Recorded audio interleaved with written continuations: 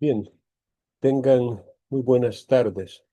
Vamos a dar inicio a la sesión de hoy, que es la primera de las dos sesiones que nos corresponden durante la presente semana, que por cierto es la semana en la cual vamos a elaborar o a realizar el primer laboratorio del bloque de aprendizaje.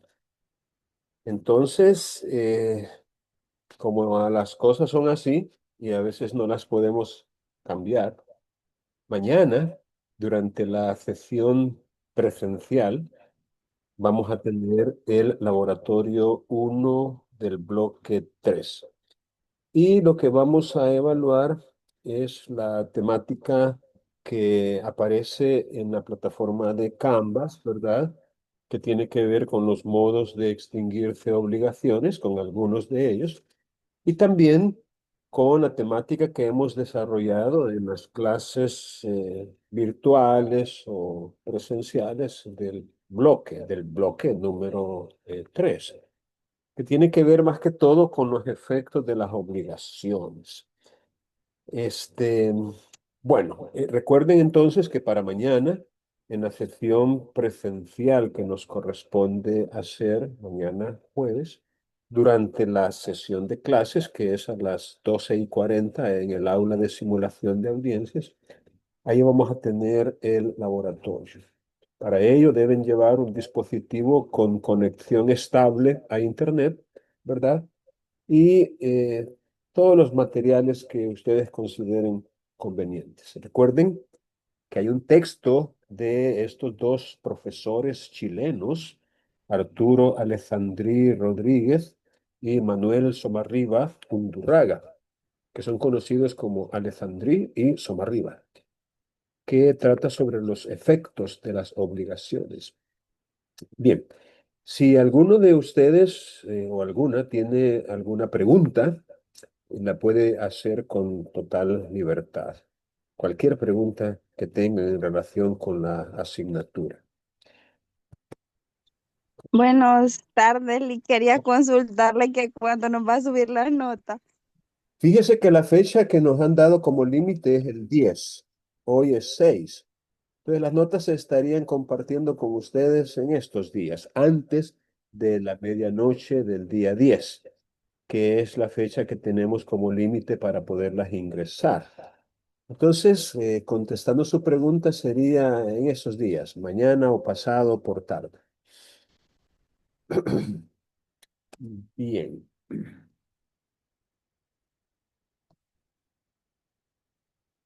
¿Alguna otra inquietud que tengan?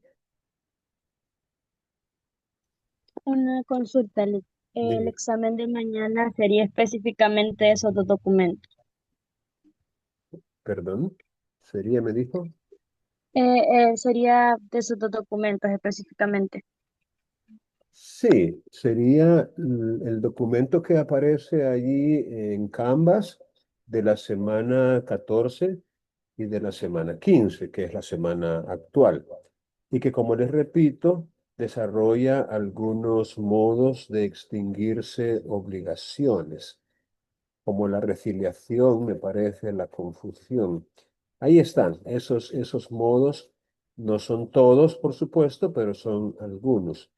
Este, y el documento de Alessandrí y Somarriba que les acabo de comentar y que habla sobre ¿cómo se llama? Los efectos de las obligaciones. Y también lo que hemos discutido en las sesiones, ¿verdad? Tanto en las sesiones presencial como en la sesión virtual de la semana pasada. Y por supuesto la sesión de hoy, lo que estamos a punto de discutir hoy. Bien, Licenciado, dígame. disculpe que le No, interrumpa. no tenga pena, no tenga pena. ¿Verdad que ese de documento fue el que nos compartió ya tiempo para un cuestionario? Sí, eso fue, Que del porque efecto. ahí también decía de que era efectos de las obligaciones. También eso sería el de utilizar. Sí, sí, a ese me refiero. Es correcto. A ese me refiero. de un curso de Derecho Civil de los autores Alessandrí y Somarriba. Son dos profesores chilenos. Bien, vamos ahora a remitirnos a el título 12º del libro cuarto del Código Civil, que se titula Del efecto de los contratos y de las obligaciones. Voy a compartir pantalla para que ustedes tengan la vista misma que tengo yo, ¿verdad? Aquí estamos. Es en el artículo 1416 y siguientes del Código Civil, ¿verdad? Entonces vamos a ver si podemos hacer la letra un poquito más grande para que ustedes alcancen a leer. Uh,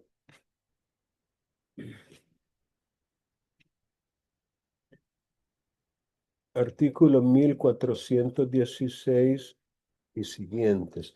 Ah, los autores hacen un pequeño comentario en relación con este título o esta forma de llamarse a este título 12º, que es del efecto de los contratos y de las obligaciones. El efecto. Recuerden que la palabra efecto es sinónimo de consecuencia o resultado o producto, ¿no?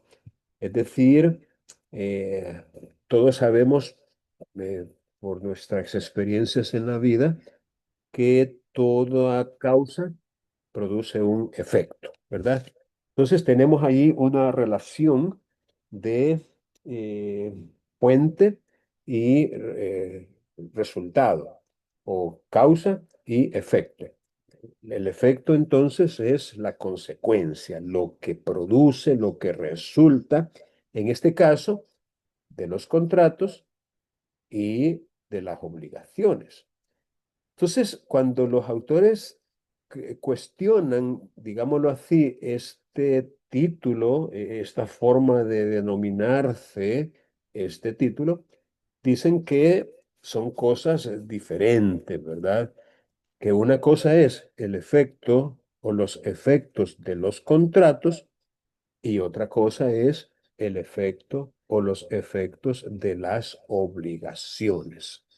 Y es bueno aclarar eso, ¿no? Para evitar confusiones, ya que podríamos pensar que se trata quizás de la misma cosa, pero en realidad no lo es.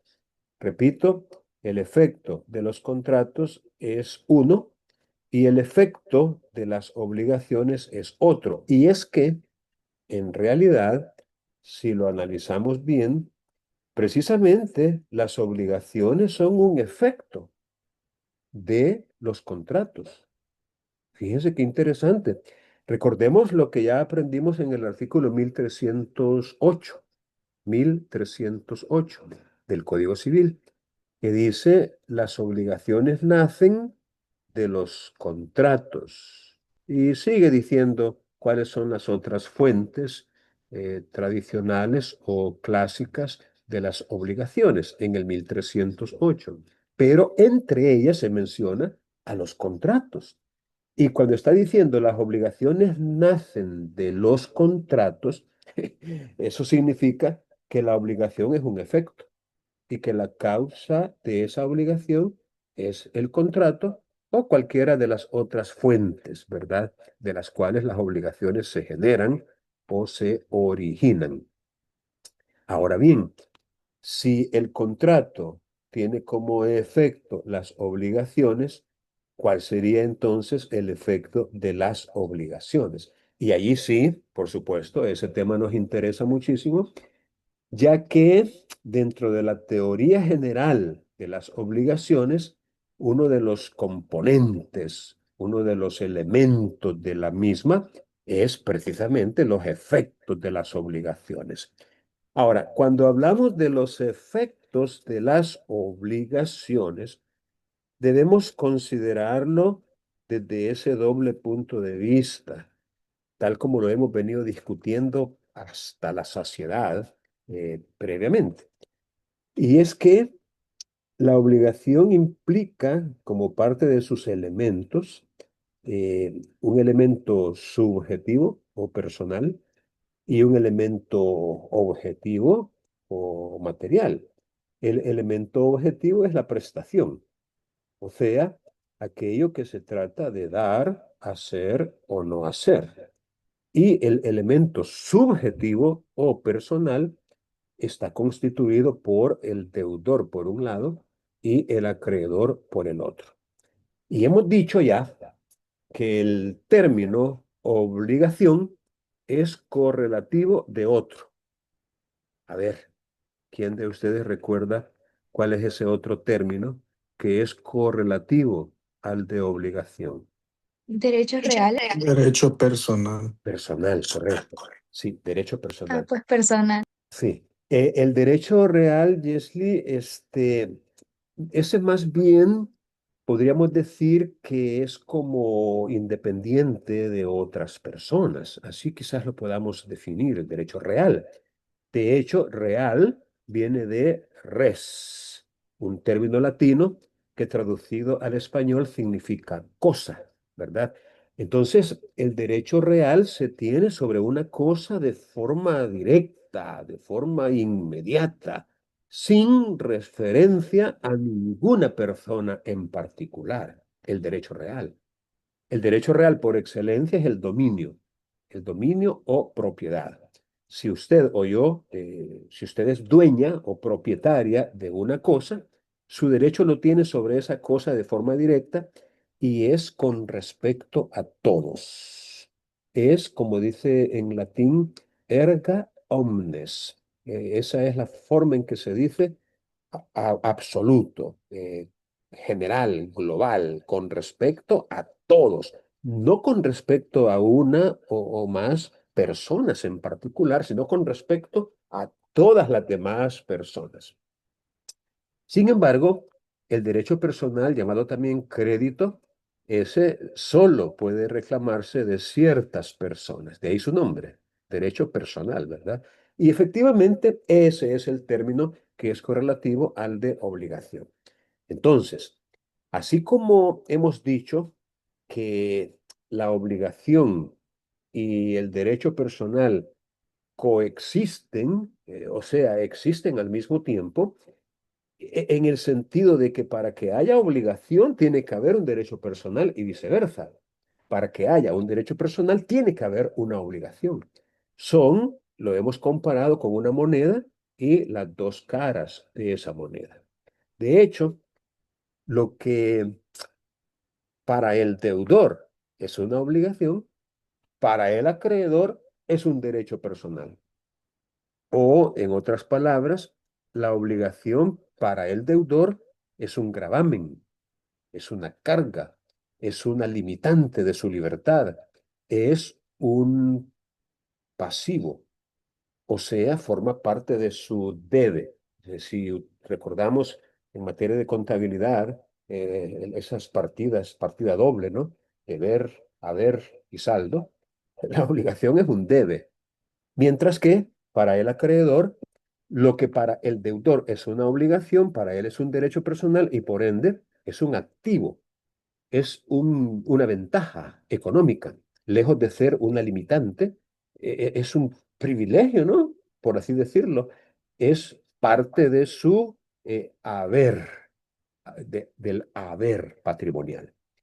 Entonces, dicho eso, los efectos de las obligaciones también tenemos que analizarlos considerando esa doble perspectiva, que obviamente los efectos no son los mismos para ambas partes o para ambos elementos subjetivos. Los efectos de las obligaciones no pueden ser los mismos para el deudor que para el acreedor. Obviamente, son diferentes.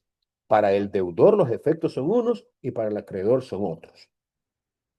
Ahora, ¿cuál sería entonces para el deudor el efecto o los efectos de las obligaciones? Fácil. Esa necesidad jurídica en la que se encuentra de realizar la prestación, de satisfacer el derecho que su acreedor tiene. Eh, o, en su caso, de obtener alguna forma distinta al pago de que esa obligación se extinga, ¿no? Como podría ser la compensación o la novación o la rescisión o nulidad, etcétera. Pero mientras la obligación subsista, él se encuentra en una situación, lo hemos dicho ya, excepcional, sui generis, anormal, sí, anormal, porque lo normal es no estar obligado. De tal suerte que estar obligado resulta anormal, es decir, contrario a la norma, a lo que debería ser. Ah, los efectos para el acreedor, en cambio, es un conjunto, así lo dice la doctrina, de prerrogativas, de facultades, de acciones, de derechos, ¿no? Que el legislador le confiere al acreedor, o sea, al titular del derecho personal, para recibir una satisfacción o para lograr que el deudor cumpla en forma completa y oportuna con la prestación. Esos derechos, y ya que es un conjunto de ellos, la doctrina incluso los divide en derechos principales y en derechos auxiliares. Como que dice, hay derechos que podemos considerarlos como principales que tiene el acreedor y hay otros que más bien vienen a ser auxiliares. Y esto se explica en el material que compartí con ustedes de estos profesores chilenos. Uno de los derechos principales, tal vez el principalísimo, es exigir la ejecución forzosa, es decir, el cumplimiento forzoso de la prestación. Solo que tengan muy en cuenta que en la evolución histórica que ha tenido el concepto de obligación, han habido avances en pro de la humanidad, es decir, en el bien de la totalidad de la sociedad, ya que en sus inicios, hace siglos, eh, el deudor podía ser conminado físicamente. O sea, su cuerpo podía pagar o responder por las obligaciones que tenía. Me refiero a su cuerpo, incluso su integridad física, su vida misma. Se cuenta de que los acreedores tenían poder de vida y muerte sobre sus deudores, al grado de eh, quitarles la vida si con ello encontraban una satisfacción. Y eso era legal en aquel tiempo. Luego hubo una pequeña evolución y ya no se permitía que los mataran a los deudores, pero sí que los esclavizaran para que con su trabajo les pagaran o les cumplieran o les satisfacieran su prestación. Eventualmente, también la esclavitud fue abolida, pero todavía quedó la prisión por deudas, que es una especie de apremio corporal, o sea, meter a un deudor en una cárcel. Incluso, fíjense que nuestro Código de Procedimientos Civiles, que fue derogado apenas en el 2010, hace 16 años, nuestro Código de Procedimientos Civiles hablaba de una cárcel de deudores, donde se iba a colocar, ¿no? A meter a un deudor que había incumplido con una obligación cuando ésta era de hacer. Y se decía expresamente de que iba a permanecer allí hasta que se allanara a cumplir con esa obligación de hacer, como quien dice, hasta que estuviera de acuerdo en cumplir con la obligación a la que se había comprometido. Ah, Entiendo que muchas veces los acreedores en su afán, en su sed de justicia, entre paréntesis, venganza, muchas veces quisieran que esos tiempos volvieran. Eh, Son muchos los casos, por vía de ejemplo, en que no utilizan el derecho penal como la última ratio. No sé si han escuchado esa expresión latina, la última ratio, el derecho penal, es decir, el derecho punitivo o represivo, correctivo del Estado. Muchas veces los acreedores, digamos que en vez de ir a un juzgado de lo civil a demandar civilmente el cumplimiento de una obligación, se van a la fiscalía a denunciar penalmente, argumentando que han sido estafados y que hay un perjuicio económico en contra de ellos y un beneficio, o una ventaja económica para para el imputado, y entonces le imputan delitos con esa finalidad, es decir, con la finalidad de que pague con cárcel por no haber cumplido con una obligación. Incluso se menciona una figura por ahí un poquito común del contrato criminalizado. Así le han llamado.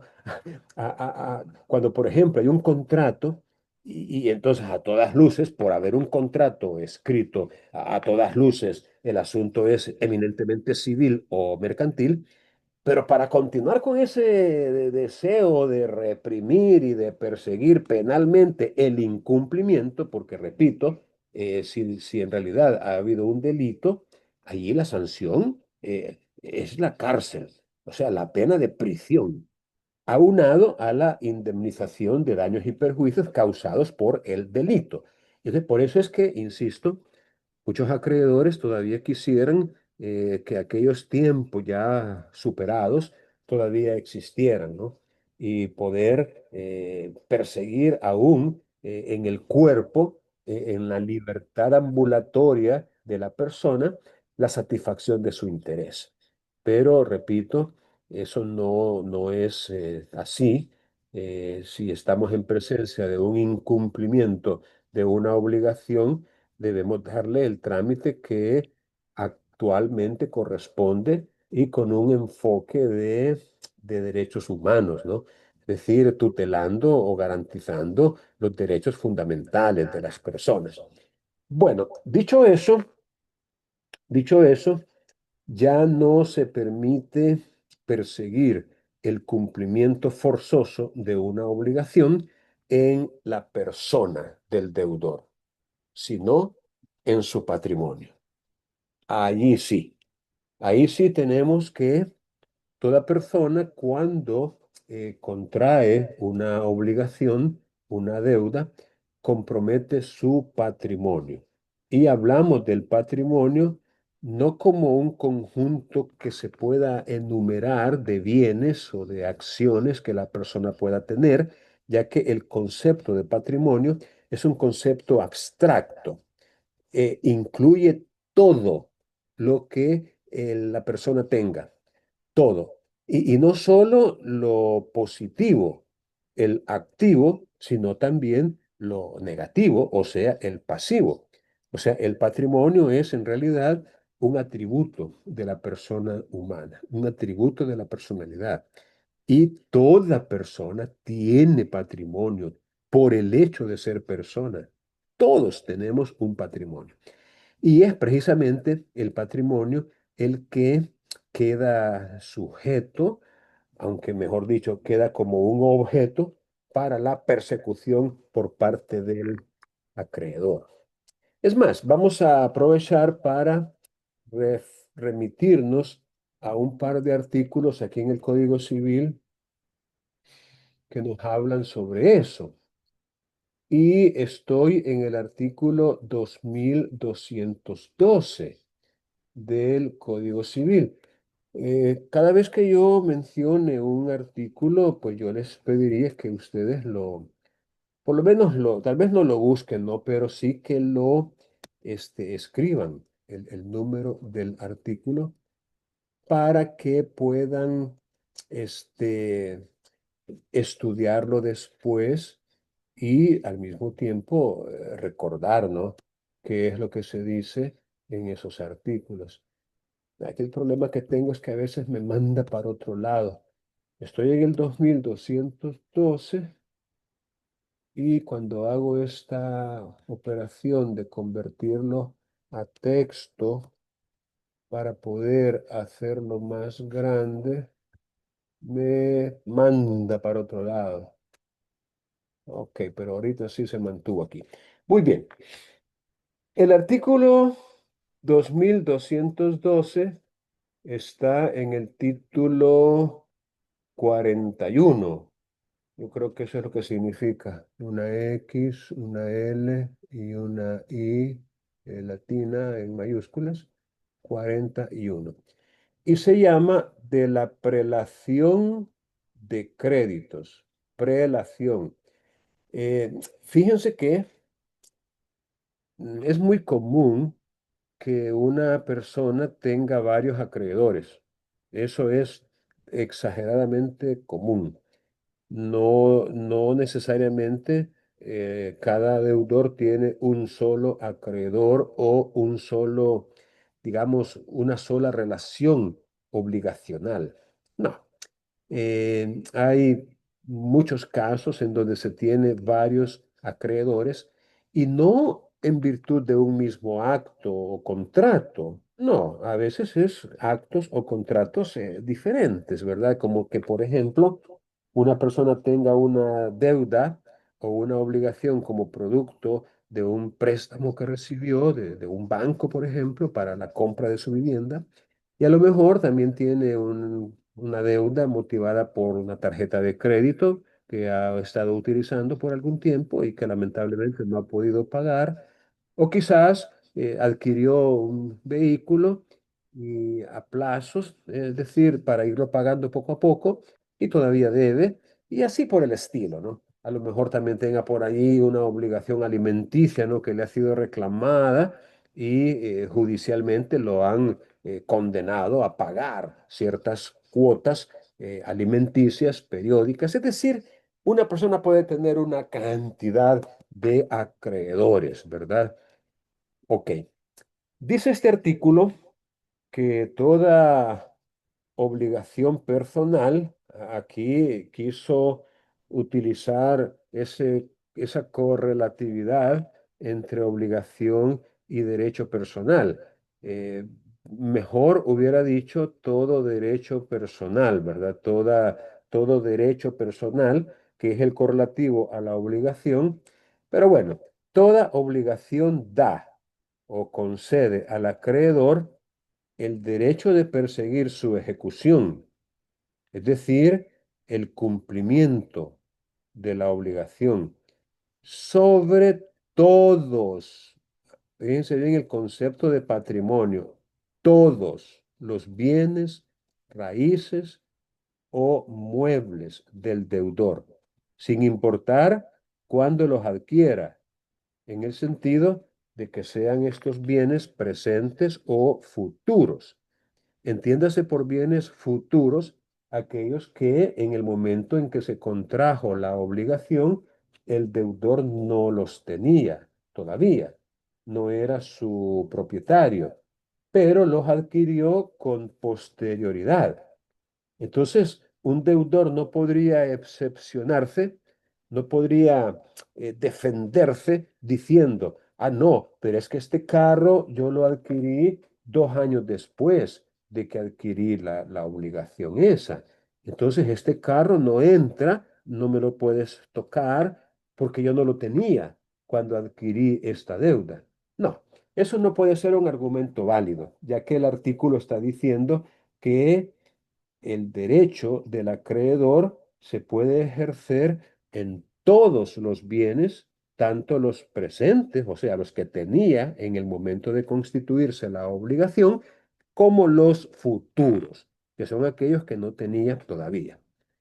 Eso sí, exceptuándose solamente los bienes no embargables.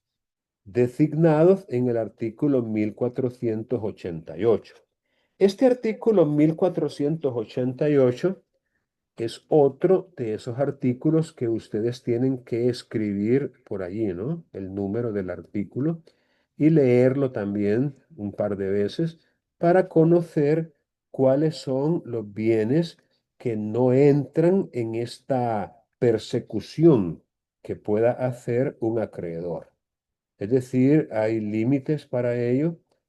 Por ejemplo, el salario de una persona no puede ser embargado en su totalidad, porque el salario es lo que permite a la persona subsistir, o sea, continuar con su existencia, con su vida. Entonces, el salario no se puede embargar completamente, sino solamente un porcentaje del salario. En el Código Procesal Civil y Mercantil se establece una especie de tabla en la cual se indica cuáles son los porcentajes que se pueden embargar del salario dependiendo la cantidad de dinero que la persona perciba Le- en ese concepto. Dígame, le escucho. eh, Dos cosas, dos preguntas. Sí.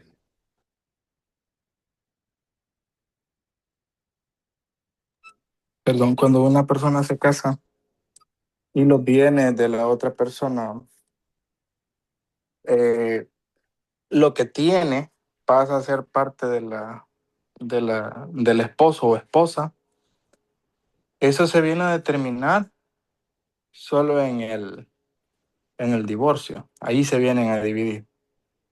Y la segunda pregunta es, ¿por qué los bancos, teniendo un jurídico, si una persona cae en impago de una tarjeta de crédito que generalmente está vinculada con la cuenta planillera, le caen con todo el salario? Yo tuve compañeros que venían tristes del cajero y me decían, qué decepción, me cayó el banco por una tarjeta y no me dejó nada. Y se echaban toda la quincena sin dinero para subsistir y andaban pidiendo préstamos. Entonces, ¿y qué se puede hacer en ese momento, no? Es lo más común en los empleados. Bueno, le voy a contestar las preguntas en el orden en que las formuló. En primer lugar, en materia de familia y relacionado con el matrimonio, cuando dos personas contraen matrimonio civil entre sí, el funcionario autorizante o el notario debe explicarles que ellos tienen la opción de escoger un régimen patrimonial para su matrimonio. Entiéndase por régimen patrimonial las reglas que van a regular lo que ha de suceder con sus bienes, especialmente cuando el matrimonio sea disuelto. No solamente por causa de divorcio, ya que en nuestro medio la muerte de alguno de los cónyuges también disuelve el matrimonio. Entonces, también en ese caso se da esa división de la que usted habla. Pero es importante tomar en cuenta que, de acuerdo con el Código de Familia, ese régimen patrimonial es, eh, es una opción. Es decir, hay tres regímenes patrimoniales que ya tienen una regulación en el Código de Familia. Hay tres, pero a pesar de que ya hay tres, los cónyuges pueden formular su propio régimen si así lo estiman conveniente. Un régimen, llamémosle innominado, que no tiene una regulación en el código, pero que el mismo código autoriza para que los cónyuges lo puedan preparar por sí mismos. No tengo conocimiento yo de ningún caso en que haya sucedido, ya que los tres regímenes que existen hasta cierto punto podrían satisfacer los intereses de la mayoría de los que se casan. Pero el régimen, llamémosle más consecuente con la definición misma de matrimonio, es el régimen de comunidad diferida. Comunidad diferida. El término comunidad significa que las cosas las poseerán y las serán, digamos, el derecho que van a tener sobre esas cosas es común, o sea, es de los dos. Según ese régimen de comunidad, bueno, y es diferida porque efectivamente esa comunidad se pone de manifiesto ante la disolución del vínculo matrimonial, ya que mientras no haya una disolución, prácticamente ese régimen está como en suspenso, como en stand-by. De hecho, es diferida precisamente por eso, comunidad diferida.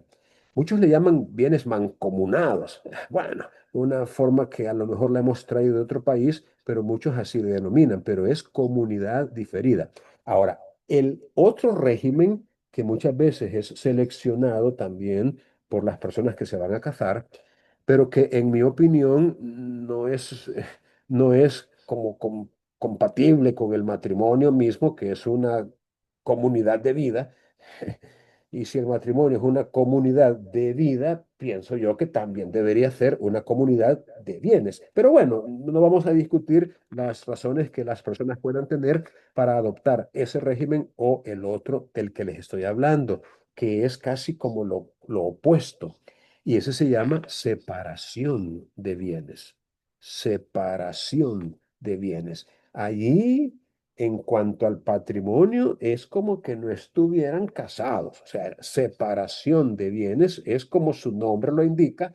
Cada quien conserva la titularidad, el uso, el goce y la disposición de los bienes que tiene al casarse, de los que adquiera durante este casado y mientras viva.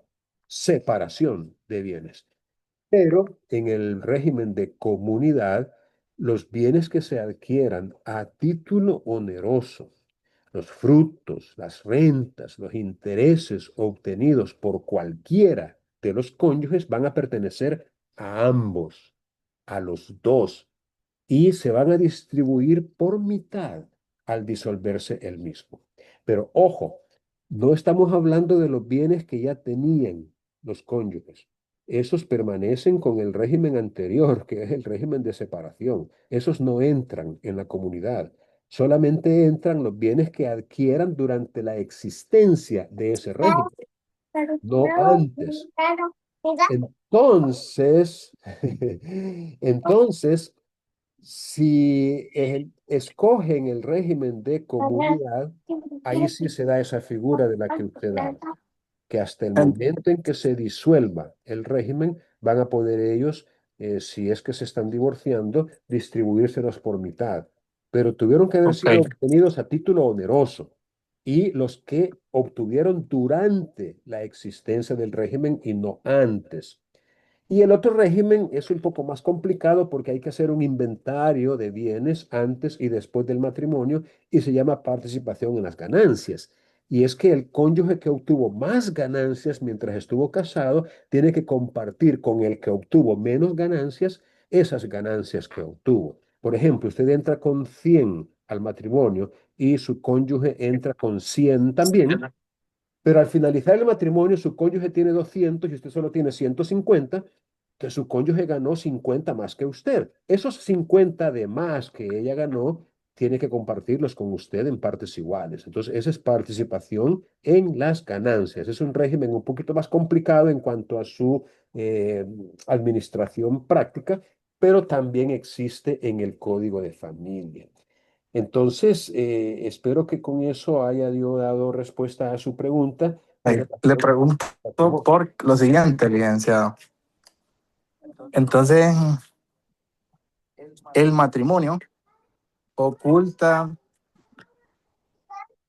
o es un blindaje para esa parte de los bienes mientras no se disuelva, porque el acreedor podría echar mano de lo que tiene la otra pareja, ¿verdad?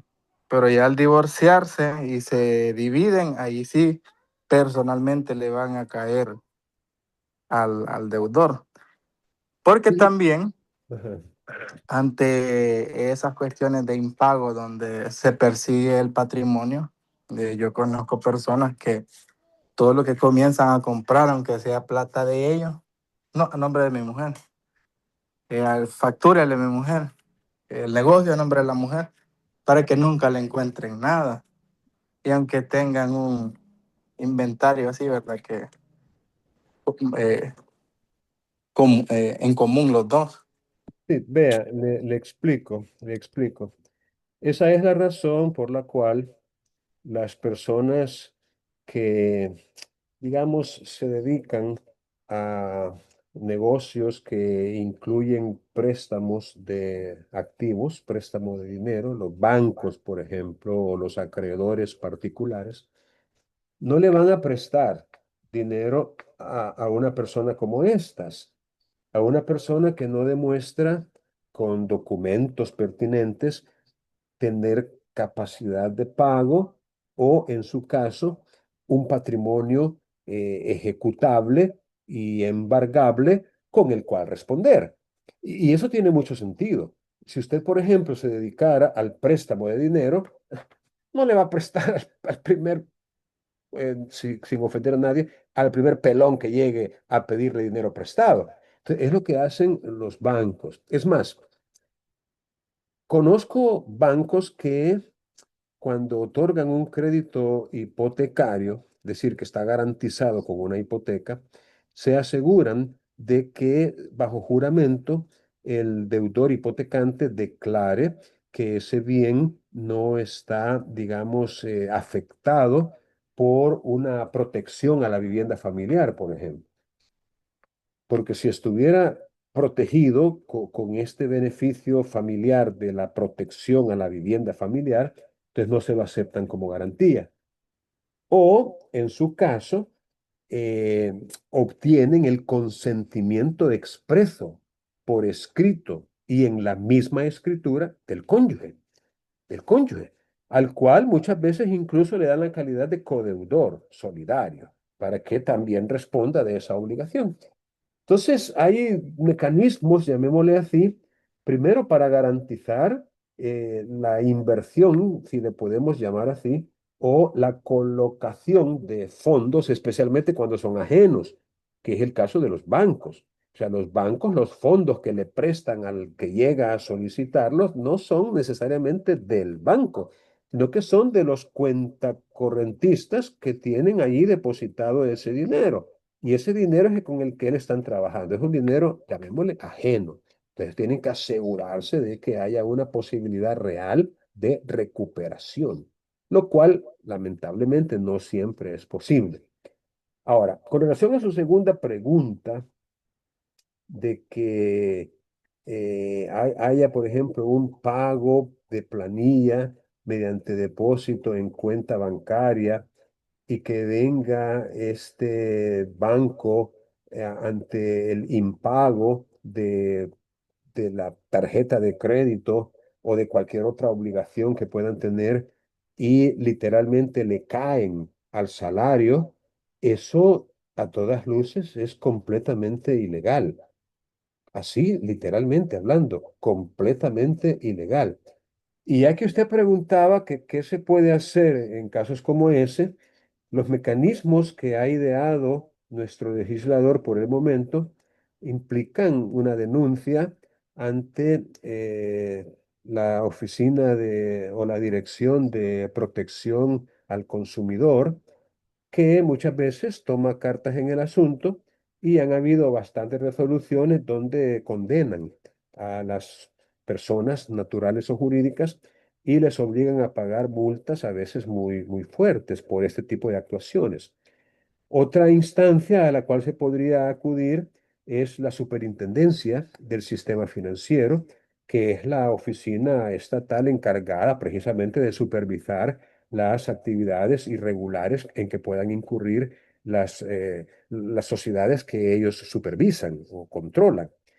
Otra opción podría ser un tribunal de lo civil y mercantil demandando a este banco por una nulidad en el embargo, si es que le podemos llamar embargo, aunque eso más parece un hurto, ¿verdad? De un dinero que llegó depositado por el empleador en concepto de salario. Ahora, es muy probable, fíjense bien, recuerden que cuando uno firma un contrato de emisión de tarjeta de crédito o de un crédito, hay letra chiquita, ¿no? Hay letra que el fulano que llegó a recoger la firma, ¿de dónde se la va a leer? Si en la moto la tiene arrancada porque ya va a ir con otro y andan volando. Y hay letra chiquita que lamentablemente usted no alcanza a leer antes de firmar. Y aunque le dejan una copia, lo que usted hace con esa copia es ir a tirarla, ¿no? En el mejor de los casos, guardarla y en el peor de los casos, botarla, pero no lo lee. Entonces, es muy probable que subrepticiamente, es decir, sin darse usted cuenta exacta, le hayan sacado una firma donde usted les autoriza para hacer eso. No sé si me estoy explicando. Es decir, es muy probable que cuando llegue una denuncia y cuando le pidan cuentas al banco, el banco saque de sus registros una autorización firmada por usted, donde usted mismo, de manera consciente y libre y espontánea, les ha dado la autorización para que cuando caigan fondos en sus cuentas, ellos puedan retener las cantidades adeudadas. Es probable, yo no sé, yo desconozco eso, pero le digo que si un fulano de estos llegara a mi oficina como abogado que soy, vería qué hago para poder ayudarle a evitar esto que considero una ilegalidad, una arbitrariedad extrema, aún en el hipotético caso de que haya una firma autorizando semejante atropello a derechos fundamentales como lo es el de percibir un salario, el cual es irrenunciable por mandato constitucional. Entonces, contestando su pregunta, sí hay acciones que se pueden hacer. El problema en que nos encontramos a veces es la pasividad, el hecho de que nosotros somos como personas, como pueblo, demasiado pasivos. O sea, nos dan atol con el dedo, nos dan pan y circo, y ahí estamos como estamos, precisamente por esa misma pasividad que nos caracteriza. Y eso es lo que a veces sucede, pero no es que no haya algo que se pueda hacer. Y, y bueno, no discuto tampoco, ni digo que puya, va, que ahí están con las puertas abiertas estas oficinas esperando que usted llegue con la denuncia. No, tampoco. Pero, modo, algo hay que hacer y por algo hay que empezar. Bien, ¿alguna otra pregunta o interrogante o aclaración que deseen? Con gusto podemos discutir. Vaya, aquí tenemos entonces uno de los efectos de las obligaciones desde la óptica del acreedor. Y estamos hablando del derecho de perseguir el cumplimiento, la ejecución, la satisfacción sobre, eso sí, los bienes. Aquí nada de que va a ir con su cuerpo, con su integridad física o su libertad ambulatoria. No, los bienes, con la excepción de los bienes no embargables, entre los cuales, y en eso estábamos, se encuentra el salario. Es más, fíjense que antes de este código, se podía embargar hasta un 20% del salario de una persona, sin importar cuánto ganaba. Si ganaba $100 en el mes, se le podían embargar $20, dejándole solamente 80. Pero el código introdujo una innovación, a mi juicio, bastante favorable para los deudores y consistía en dejar inembargable un salario mínimo. Pero luego hubo una reforma que elevó lo inembargable a 2 salarios mínimos. De tal manera que así como está hoy nuestra legislación, si una persona gana 2 salarios mínimos o menos, no le pueden tocar su salario. Es inembargable su salario. 2 salarios mínimos o menos. Ahora, si gana más, ahí entra la tablita de que les hablé, ahí en el Código Procesal Civil y Mercantil, que establece ciertos porcentajes que se le van a ir aplicando sobre el excedente de los 2 salarios mínimos. Pero lo que es 2 salarios mínimos, metan de pluma. El salario mínimo anda ahorita como por $408. 408. Entonces, 2 salarios mínimos serían 816. Entonces, si alguien gana $816 o menos, no le pueden tocar su salario. El otro artículo que se relaciona con esto es el artículo 2216, que si la computadora me lo permite, lo vamos a leer también. Miren, me mandó al final del código, si es que hoy estoy 2216. Vamos a ver si podemos ampliar esto. Vaya. Dice este artículo 2216, que también tienen ustedes que anotar por ahí, que los acreedores, con las excepciones ya dichas de los bienes que son inembargables, los acreedores podrán exigir que se vendan, fíjense bien, que se vendan todos los bienes del deudor, excepto los inembargables del 1488 civil. Podrán exigir que se vendan todos los bienes del deudor, excepto los inembargables, hasta concurrencia de sus créditos. Como quien dice, que se vendan todos los bienes en cantidad suficiente para que se les pueda pagar lo que se les debe. Incluso los intereses y los costos de la cobranza, para que con el producto se les satisfaga, entiéndase, con el precio que se pague por la compra de esos bienes, el producto.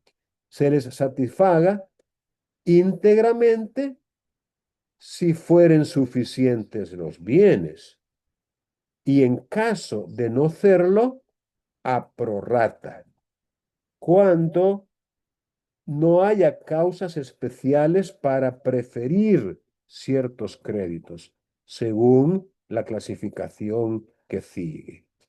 Vaya, miren, vamos a detenernos en este artículo, dada su relevancia y dado el hecho que ya les comenté, de que muchas veces los acreedores de una persona son varios. No solamente es uno, sino que son varios.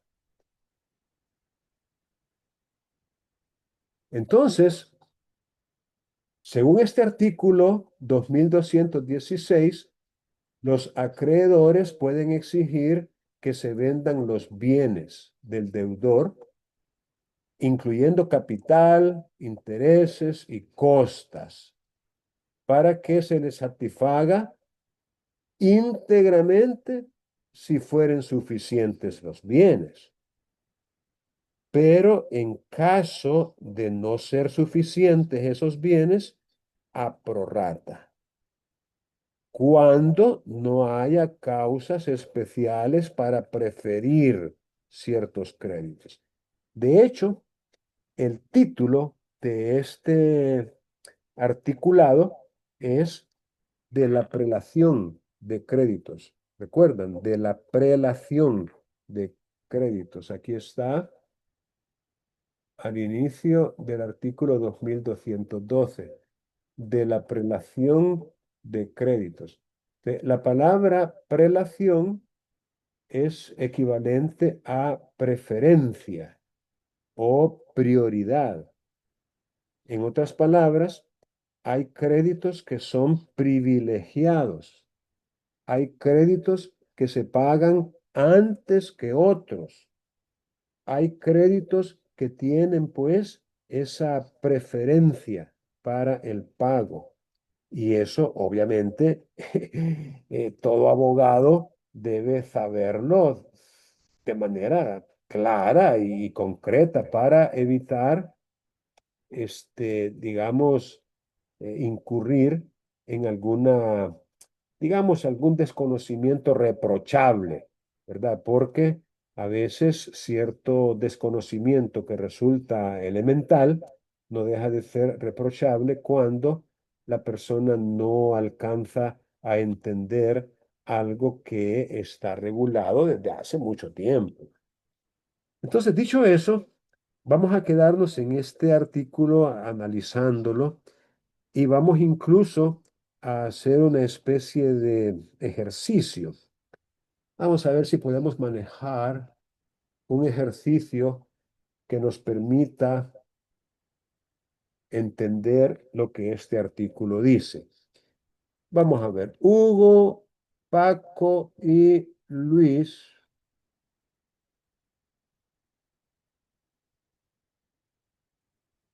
son acreedores de Donald. Son acreedores de Donald. A Hugo,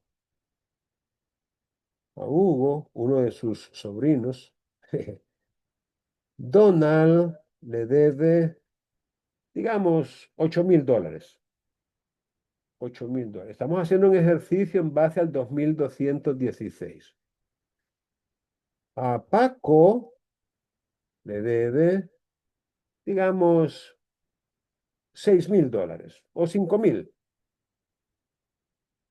Y a Luis le debe, pongámosle, 3,000. ¿Ok? ¿Está claro el asunto hasta aquí? Tenemos pues Donald deudor y tiene 3 acreedores, tal como les he explicado, que hay muchos casos en donde el deudor no le debe a una sola persona, sino a varias. Ok, entonces viene Donald y le debe 8,000 a Hugo, 5,000 a Paco y 3,000 a Luis. 3,000. Ok, demandan a Donald y embargan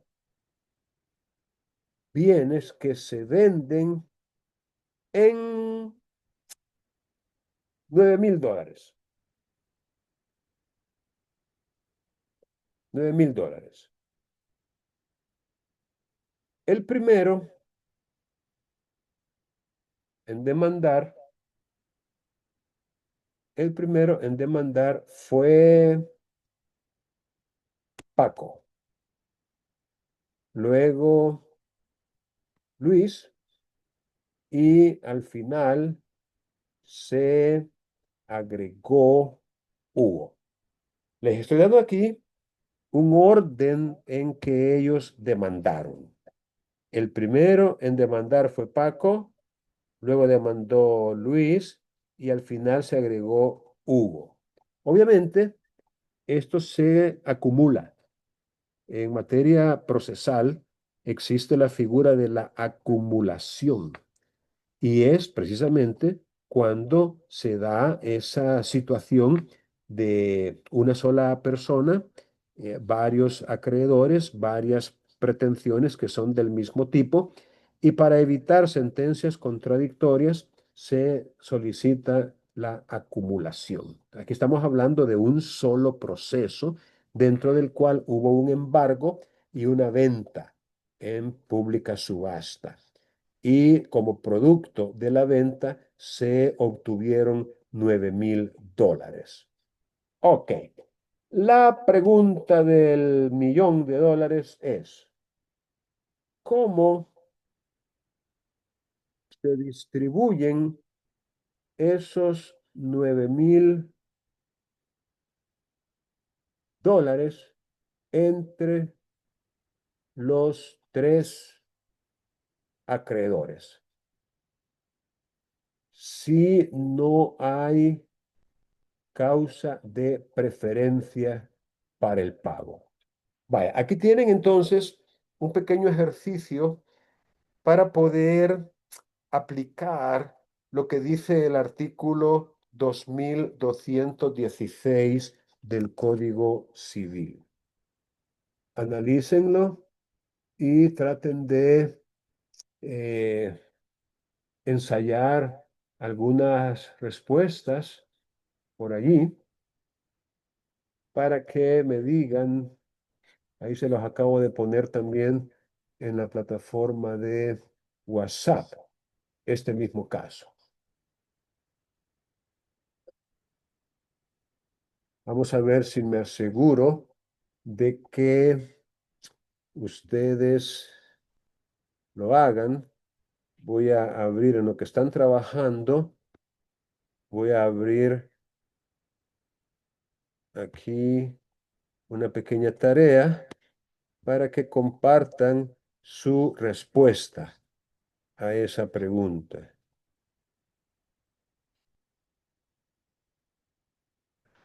Vamos a ver una tarea de una sola pregunta. Trabajen ustedes ahorita.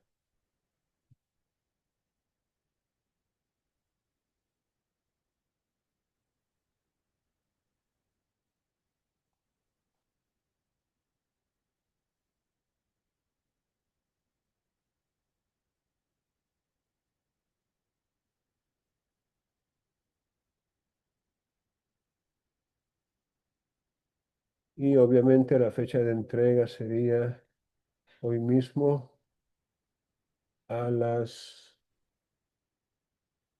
14:20. 14:20. Disponible desde hoy mismo. Vaya,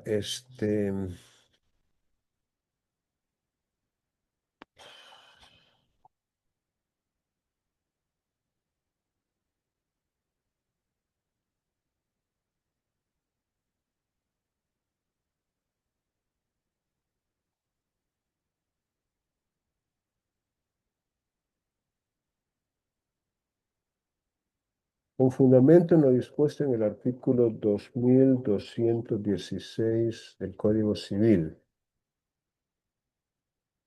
contesta lo siguiente. Aquí está. Y listo. Una sola pregunta de ensayo.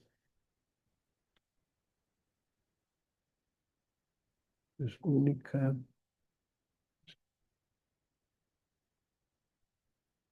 Vaya, ya está.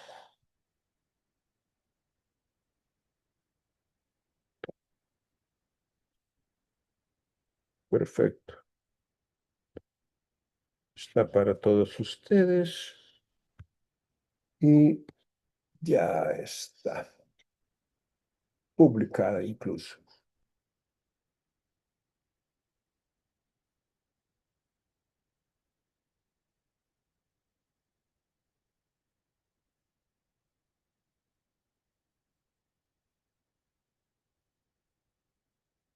Vaya, ¿alguna pregunta que tengan en relación con este asunto? Si tienen alguna pregunta mientras yo estoy aquí con ustedes, la pueden hacer ahorita.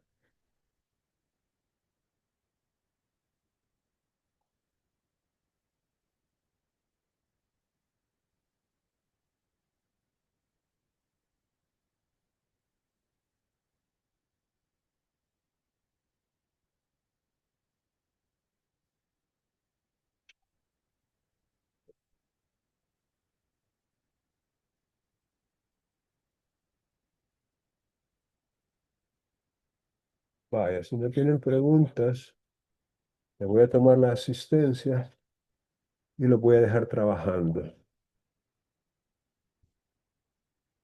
Listos ahí con sus micrófonos para la asistencia. Solo déjenme dejar de grabar.